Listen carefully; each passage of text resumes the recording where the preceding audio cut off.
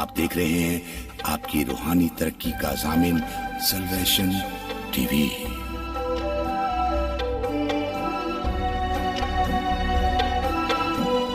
आए खुदा के कलाम में से सीखेंगे जिनके पास खुदा का कलाम है। मुकद्दस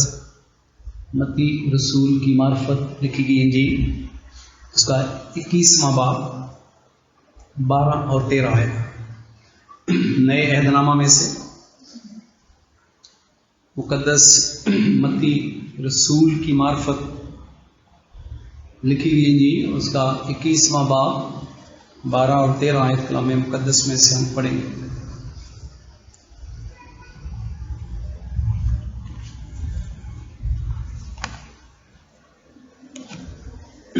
खुदा के कलाम में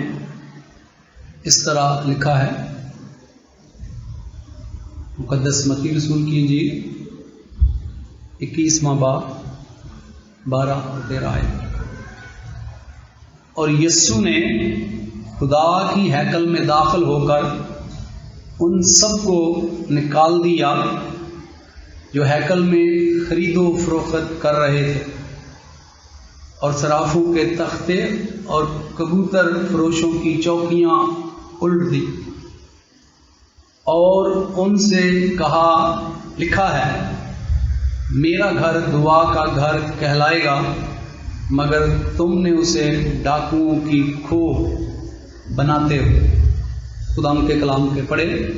और सुने जाने के वसीला से हम सब पर बरकत हो, आमीन। मेरे जो खुदा के कलाम में हम पढ़ते हैं, जब यीशु मसीह यरूशलेम में मसलूब होने से पहले दाखिल होते हैं, तो खुदा का कलाम हमें ये बताता है कि वो हैकल में जाते हैं, और हैकल में क्या देखते हैं कि बाइबल मुकद्दस में लिखा है कि मेरा घर, अगर आप पुराने अहदनामा की 2 याद पढ़ें, यर्मिया नबी की मार्फत लिखी गई किताब 7 बाब 11 आयत, यसाया नबी की मार्फत लिखी गई किताब 56 बाब उसकी 6 और 7वीं आयत पढ़ें, तो वहाँ वाज़िया बताया गया है ये खुदा का घर किस लिए है। लिखा है कि मेरा घर सिर्फ यहूदियों के लिए नहीं। कभी कभी हम वो हो जाते हैं ना, वो इसको आप क्या कहेंगे कि सिर्फ अपनी ज़ात पर, खुदा पूरी कायनात का है। उस वक्त भी खुदा ने कहा कि मेरा घर सब कौमों के लिए दुआ का घर कहलाए। आप बाइबल मुकद्दस को हम कभी कभी तंग नज़र हो जाते हैं तो सिर्फ अपनी ही ज़ात पर ध्यान रखते हैं। इस तरह यहूदी भी करते थे, जबकि खुदा ने जो हैकल बनाई, अगर आपको फुर्सत मिले, जो कलाम मुकद्दस है, इसकी बैक साइड पर इसके मैप हैं, उसके आप देखें कि जहाँ पाक तरीन मकान होता था उसमें तो सिर्फ सरदार काहिन साल में एक दफ़ा जाता था, और खुदा ने हुक्म दिया था हारून को भी कहा कि वो बार बार पाक तरीन मकान में ना जाए, ऐसा ना हो कि वो मर जाए, क्योंकि वहाँ खुदा की क्या होती थी, हजूरी होती थी, जहाँ अहद का संदूक था, जिसके अंदर वो 2 तख्तियाँ थी जिसके ऊपर 10 अहकामात लिखे थे, और वहाँ आम आदमी, आम काहिन नहीं जा सकता था। सरदार काहिन भी साल में एक दफ़ा पहले अपने गुनाहों का कफारा देता, फिर वो बड़े एहतियात से उसके अंदर दाखिल होता। फिर जो पाक मकान है उसके अंदर भी काहिन दाखिल होते, लेकिन उसके जो इर्द गिर्द जो कोट है, जो इर्द गिर्द रकबा है, उसमें जो बाइबल मुकद्दस बयान करती है कि वो जो वोमेन कोर्ट्स है, औरतों क्या की जगह है और गैर कौमों की जगह है, ताकि वो भी उस हैकल के उस हाथे में आकर क्या कर सके, अपने खालिक खुदा से दुआ कर सके। और अगर आपने कभी गौर से हैकल की तामीर, नमूना, और जब वो बन गया तो सुलेमान, खुदा के बंदा सुलेमान की दुआ गौर से सुनी हो, तो आपको इससे अंदाज़ा हो जाएगा कि इसका मकसद क्या था। جب ہیکل بن گئی اس کی مخصوصیت کی تو خدا کے بندہ سلیمان نے کہا کہ اے خدا جو لوگ تیرے گھر میں آ کر مناجات کریں تو تو ان کی سن لینا، اور جو تیری ہیکل کی طرف منہ کر کے دعا کرے، رخ کر کے دعا کرے، تو ان کی بھی سن لینا۔ اور آپ کو یاد ہوگا کہ کلام مقدس میں لکھا ہے کہ جب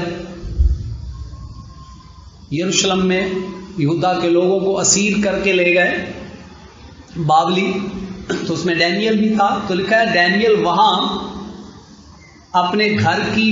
کھڑکی جو یروشلم کی طرف تھی اسے کھول کر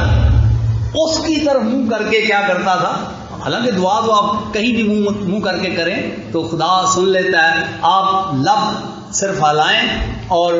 جو ساتھ بیٹھا اس کو آواز نہ آئے تو آسمان سے خدا کیا کرتا ہے، سنتا ہے، اور خدا فرماتا ہے میرے کان بھاری نہیں ہے کہ میں سن نہ سکوں۔ لیکن چونکہ بائبل مقدس میں جب مخصوصیت کی گئی تو سلیمان نے کہا کہ اے خدا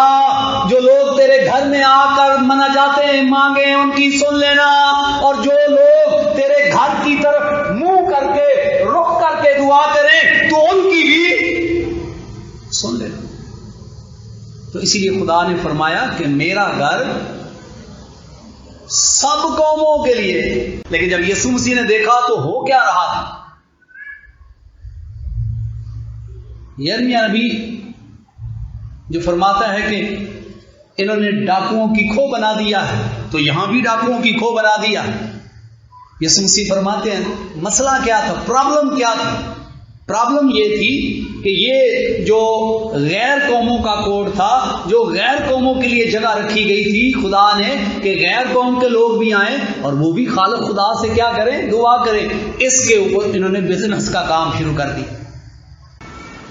اس لیے یسوع مسیح نے ان کو کہا، غصہ آیا اور رسیوں کا کوڑا بنایا اور ان سارے جانوروں کو وہاں سے نکال دیا اور جگہ کی صفائی کی تاکہ خدا کے حکم کے مطابق اس کا گھر سب قوموں کے لیے دعا کا گھر کہلایا جائے۔ خدا کا گھر دعا کا گھر ہے، سب قوموں کے لیے دعا کا گھر ہے۔ لہذا جب آپ خدا کے گھر میں آتے ہیں تو چرچ کے اندر عبادت کے علاوہ یہ جو معاشی اور دیگر طرح کی جو سوشل سرگرمیاں ہیں وہ نہیں ہونی چاہیے، کیونکہ یہ صرف عبادت کے لیے، صرف دعا کے لیے ہے تاکہ ہم سارا جلال خدا کو دے سکیں۔ کاش خدا یسوع مجھے اور آپ سب کو توفیق عنایت فرمائے کہ ہم جب چرچز کے اندر آتے ہیں تو اس کے تقدس کو پامال نہ کریں، اور پھر یہ ہمارا بدن بھی ہماری ہیکل ہے، اس کے تقدس کو بھی پامال نہ کریں۔ خدا یسوع مسیح مجھے اور آپ سب کو اس کلام کو قبول کرنے کی توفیق عنایت فرمائے، آمین۔ خداوند آپ کو اور آپ کے گھرانے کو اپنے پاک کلام کے وسیلہ سے برکت دے، آمین۔ آپ دیکھ رہے ہیں سلویشن ٹی وی۔